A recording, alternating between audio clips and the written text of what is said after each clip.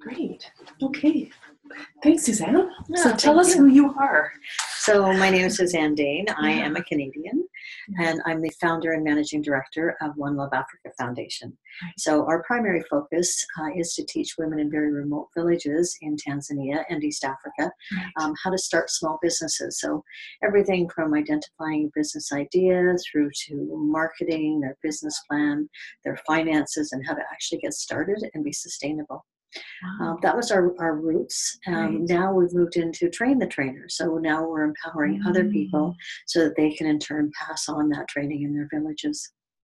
Wow. And how long have you been doing this? Since 2010. And I'm pleased to say that we've been responsible for training 180 trainers and the startup of over 2,200 businesses.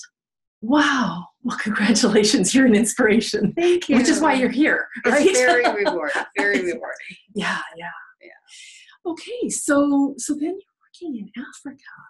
What kind of facilitation style do you find is the most impactful? It's actually a combination.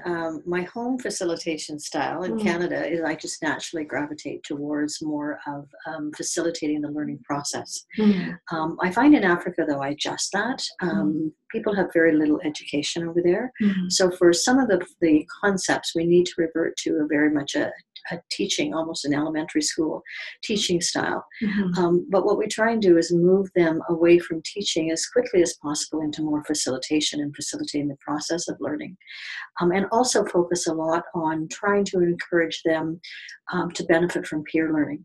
Because we do continue on monthly business mentoring sessions after the 10-week program, but we want to put the power back in their hands to learn and learn from one another. So there's real focus towards that as well.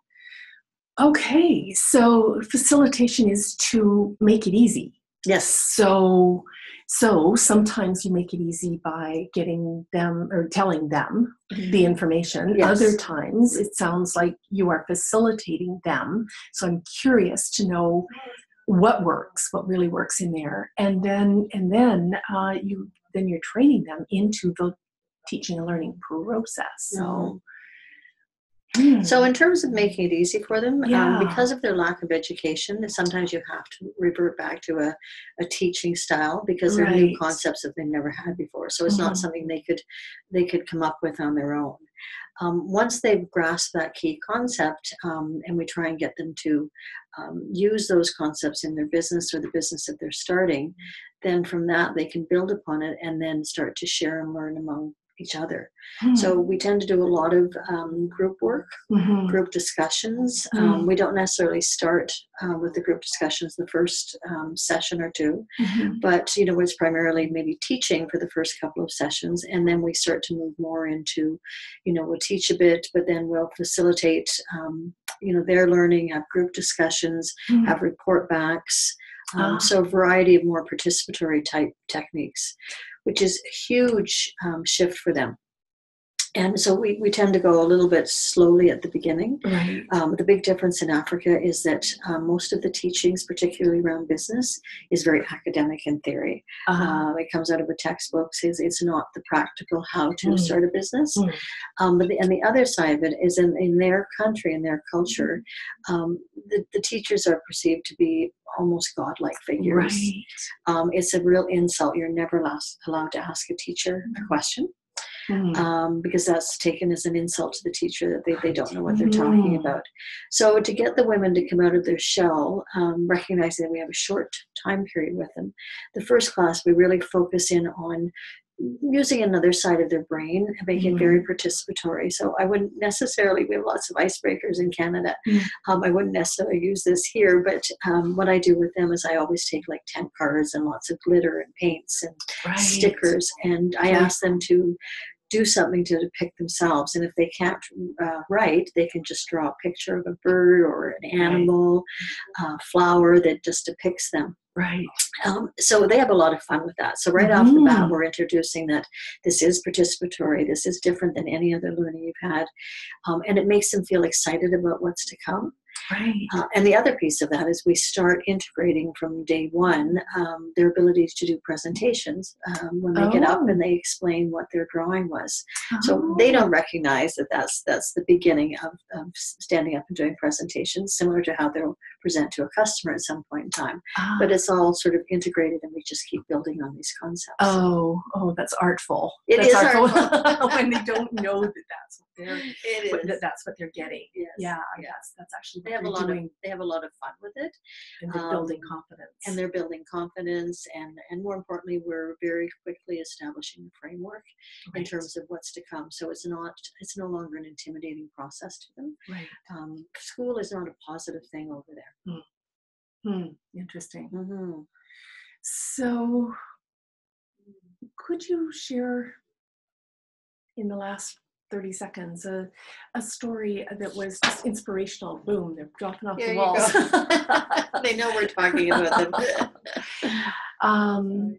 But just something inspirational that I think it's more inspirational for me and perhaps the women, but probably both. It was never something I originally anticipated or was planning towards necessarily, but because in their country they go to school, if they're lucky enough to go to school, they go to grade 3 in Swahili, which is their mother tongue, and then at grade 3 they transfer them into English and administer exams, and if they fail the exams, they're never allowed to go back to school in their entire life. So right off the bat, there's such negativity associated with it. They're made to feel stupid at a very, very young age, which I think has, long-term effects on their confidence and their confidence in their ability to learn.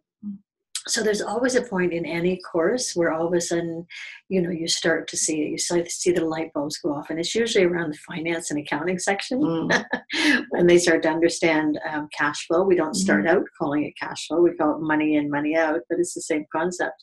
But there is that point when you start to see their own sense of self-worth, and it's almost like, oh my goodness, I am smart. I am learning. I can understand this. And I think that is just so rewarding for me in terms of empowering women. So not are we empowering them through business development, we're empowering them through their own confidence and perception of their own worth, which is just amazing. And that's my inspirational moment. Wow. Thank you. Thank you for the interview. Thank you for what you do in the world, working with women. Thank you for having an interest. Yeah, of course.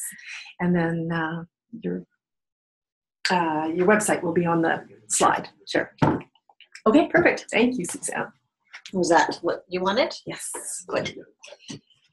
Now, I'm wondering, though, if there is another interview in here